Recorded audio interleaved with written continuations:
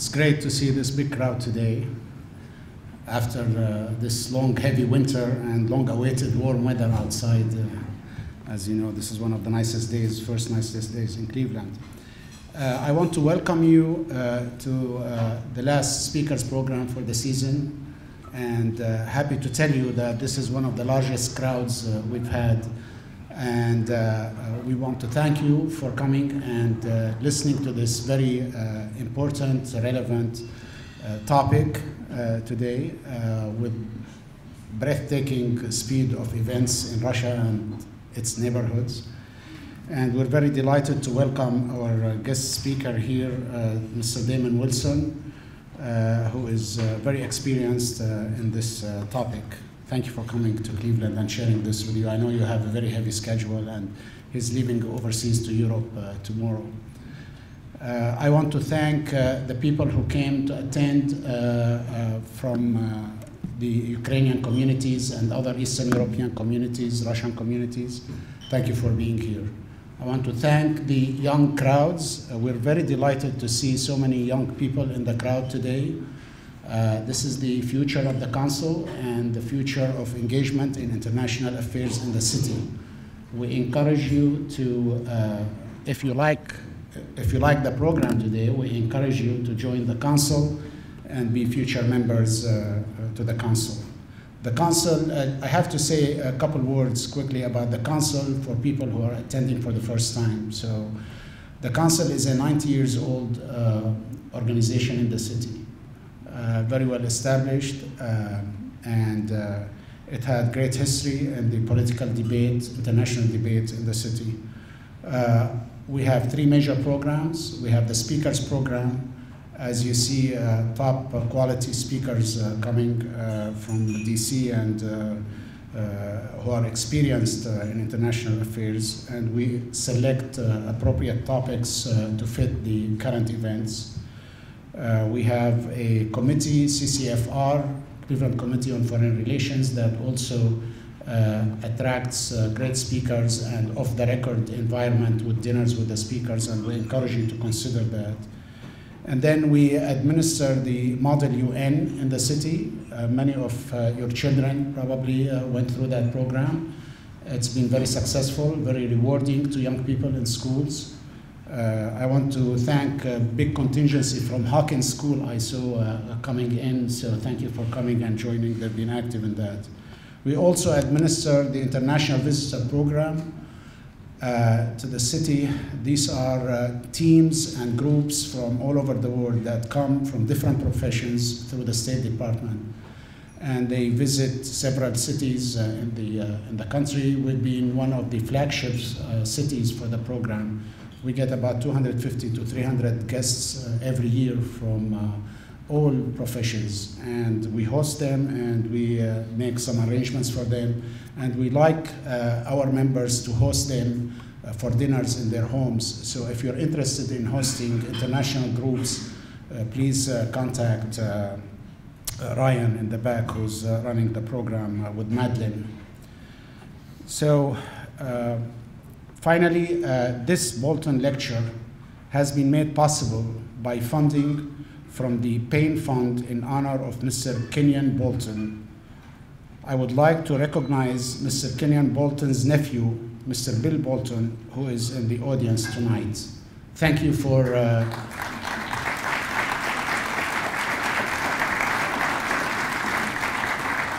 thank you very much for coming today. I know you attend several of our programs, and thank you for supporting the council throughout the years with your family.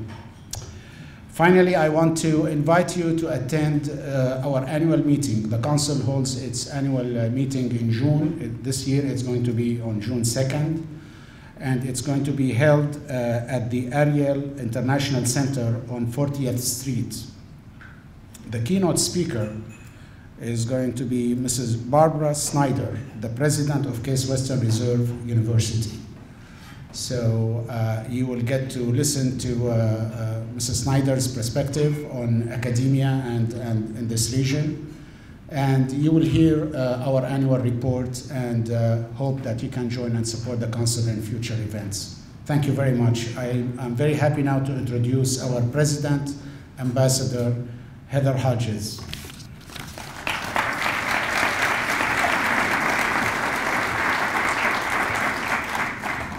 Thank you very much.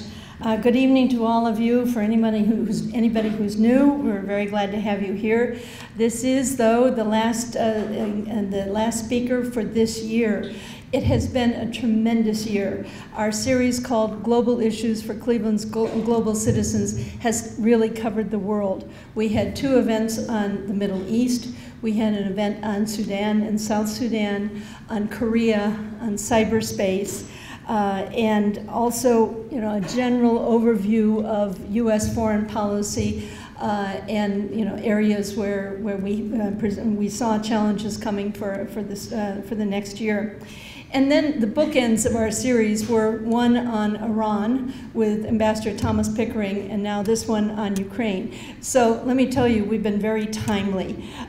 In those 2 events, the one on Iran was the day before they announced that we were resuming negotiations. And of course, we have this event tonight, which is, I'll get into a second, I'll get into how we came up with this topic. But our guest speaker is Damon Wilson, who is the Executive Vice President of the Atlantic Council. You have his really very extraordinary bio in your program. Let me just touch on a few things. That he is an expert on Europe, Eastern Europe, the whole general area, also on NATO, and has also spent time in Iraq. Right? His various assignments have contributed to the wealth of his knowledge in these areas, including being at the NSC for 2 assignments, and also at the Department of State, working both in the Department of State and overseas at the embassy in Iraq. So these have enriched his areas of expertise. It's when we first started talking, when Damon and I agreed that he would be coming here, we were thinking Europe. And believe me, we didn't have a crystal ball. We were talking about different subjects, and then he suggested this when we finally came down to a topic. It was just about January, I think. And Damon came up with the idea of Putin's neighborhood after the Olympics. None of us realizing at the time how extremely timely it would be, and unfortunately how timely this would be. But at least, and especially for the Cleveland community that has so many people who are of Ukrainian descent, it is good to know that we have this expert here to give us a view of what's going on in Putin's neighborhood. So, Damon, welcome.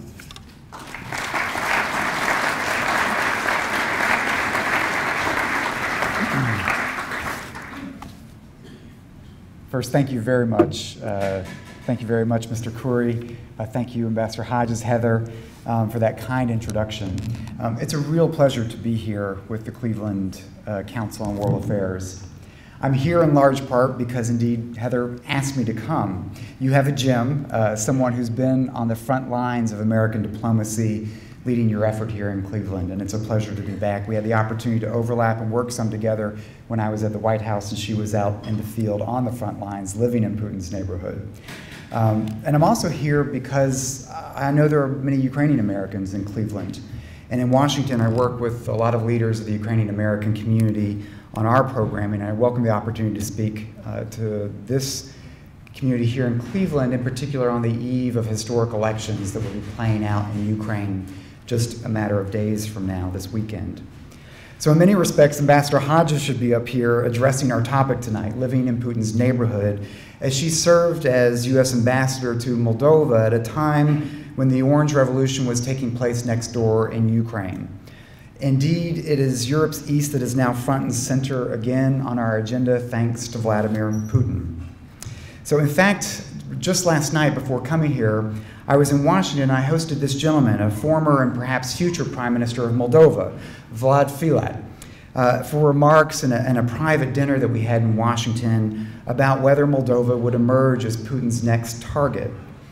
And the Prime Minister said something that captured the essence of what I want to talk to you tonight about and tell a few stories about. He said, when the world turns a blind eye to small places but big principles, we end up with tragedy. We can end up with Sudetenlands. We can end up with Srebrenicas.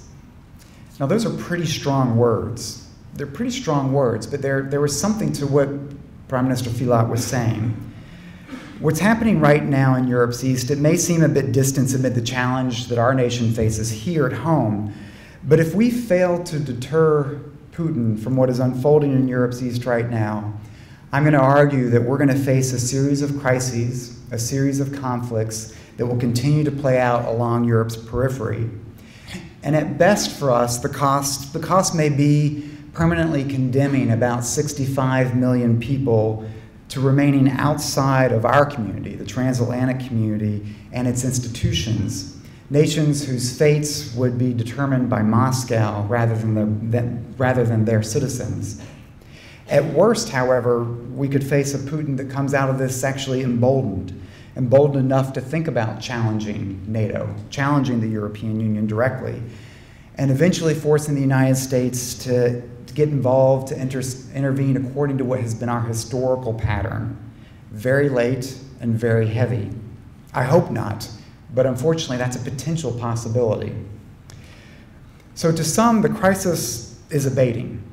Ukrainians head to the polls this Sunday to elect a new president. This gentleman may very well emerge as the new president of Ukraine, Petro Poroshenko. This will be a critical step in stabilizing Ukraine.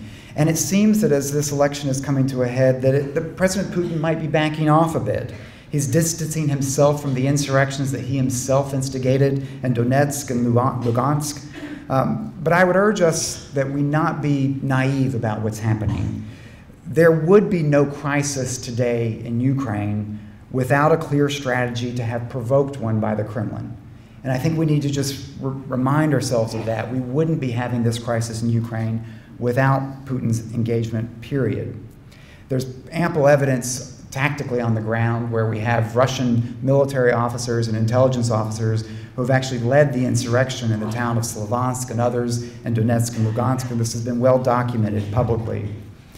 So I would say we are indeed seeing a degree of a tactical retreat as Putin steps back a little bit, recognizing that the tide was turning against Russian subversion in the East at the same time as the threat of these sectoral sanctions, these broader economic sanctions, were raising the potential costs that Russia was going to have to face. So hence, we see a pause aimed at avoiding a Russian defeat in Ukraine's east, consolidating Putin's gains in Crimea, while avoiding painful new sanctions. But Putin is in this for the long haul. He's out to win. We're out to de-escalate. That's what we're arguing for. We're out to de-escalate. So there's an asymmetry there. So this crisis, indeed, this challenge to the West, it's not over. So let me back up and put this in a little bit more of context. To understand what is happening and where we should go as a nation, we need to understand how we got here. So for the past 25 years, the policy that Ambassador Hodges and I and many others, and many of you in this room probably have been involved in, have been an American policy towards Europe and Eurasia that was actually guided by a compelling vision, a vision of a Europe whole and free. It was a concept that from the start actually included the concept of Russia in a Europe whole and free. But this concept animated a common transatlantic grand strategy from much earlier. The United States, of course, fought World War II not only to defeat the Nazi menace, but to help Europe emerge from the war in a way that would never force the United States to fight again in Europe.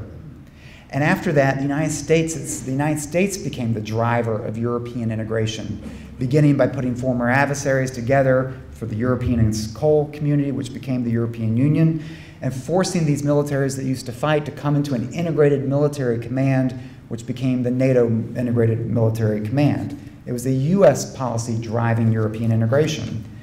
So after 45 years of Cold War, we forged a bipartisan US policy to fulfill these original aims of 1945. And we nearly achieved the goal with NATO and EU enlargement. These were the twin instruments of the strategy to secure a Europe whole and free. NATO and the European Union enlargement became the most effective tools for achieving this vision. And it really was the prospect of joining these great institutions that made these countries become engines of reform, returning many of the former Warsaw Pact countries to their European home, providing base security that allowed them to actually become quite prosperous and rejoin the transatlantic community. But this enlargement agenda was always coupled with forging a sense of a new cooperation with a new Russia. And it was that formula that broke down in 2008 when I worked at the White House, and it broke down violently in Georgia. So today's crisis in Ukraine suggests just how broken this strategy may be. Today, Europe remains incomplete, its institutions uncertain, and America is somewhat ambivalent about our role in Europe. Even past advocates question today's relevance of a paradigm of a Europe whole and free. Why does that matter? Russia, after all, is no longer a partner in pursuing what Gorbachev himself coined as a common European home. Rather, Putin is now rejecting the post-Cold War order that we've been working on together for the past 25 years. And unfortunately, he has positioned himself, and therefore Russia, as an adversary rather than a partner. He's defining Russia against Europe rather than part of Europe. So our task as policymakers, as folks that work on foreign policy, is whether we can or even should retain this vision of a Europe whole and free and try to complete this process of integration in Europe, holding out the prospect for a place for a very different Russia in the future, recognizing that we're doing so in the face of a Russia that rejects that vision today. So let's go back to the origins for a second just to help set the baseline here. It was on May 31st, 1989, when President H.W. Bush, speaking in Mainz to the citizens of a still divided Germany at the time, it's when he set out this vision of a united Europe built on the foundation of lasting security, shared values of democracy, freedom, prosperity. And it was in that speech and his remarks that he issued the challenge, let Europe be whole and free. The first time a president used that term, which became the animating force for policy. So while the story of European integration is much older, it's this speech that set out that vision. Vision became strategy backed up by policy. And the formula, it was formulaic. The vision was Europe whole and free. The strategy was NATO and EU enlargement combined with outreach to Russia. And the story unfolded in a series of chapters, if you will. Chapter 1. A year after President Bush's Mainz speech, the process of building a Europe whole and free manifested itself in a united Germany that remained in the alliance. At the same time, within Europe, the Cold War thaw unleashed integration forces, and the Treaty of Maastricht came about that turned the European Economic Community into the European Union we know today. And at the same time, NATO began its outreach tentatively to Europe's east with the launch of the Partnership for Peace. Chapter 2 is when the core strategy of outreach to Russia and integration of nations in the east began to take root. We had the NATO-Russia Founding Act,